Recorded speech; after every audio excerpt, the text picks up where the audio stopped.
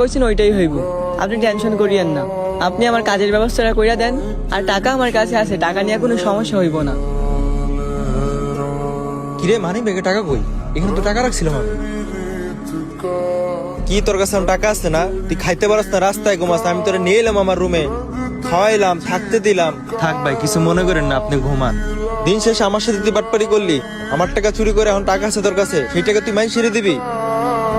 তোর মতো মানুষ আমার চিন হয়ে গেছে, তোর রুমে জায়গা দেওয়াটাই ভুল হয়েছে। তুই একটা স্বার্থপর মানুষ।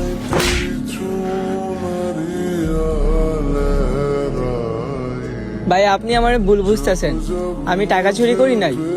আমি ঘুম থেকে উঠে গিয়ে নাই, সে জরুরি কথা বলতেছি, কাজের বিষয়ে। চুরি করছ তারপর বড় বড় কথা কস, মিথ্যাবাদী। আমি নিজের কানে শুনছি তুই একটু আগে টাকা সারতাছস কাউরে।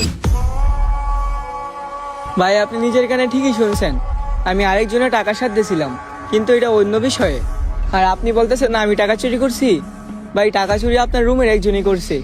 আর ও যখন টাকা চুরি করতেছিল তখন আমার ঘুম ভাঙা যায়, আমি পুরোটা ভিডিও করে রাখছি।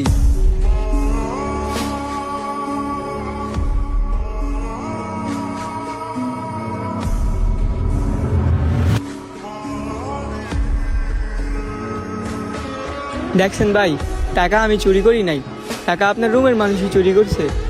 আপনারা শুধু শুধু মানুষের কথা শুনে আমারে ভুল বুঝছেন, আবার আমার গায়েও হাত তুলছেন। একটা কথা মনে রাখেন ভাই, কখনো নিজের চোখে না দেখা মানুষের কথা শুনে কাউরে দোষারোপ করবেন না, এটা কিন্তু ঠিক না ভাই।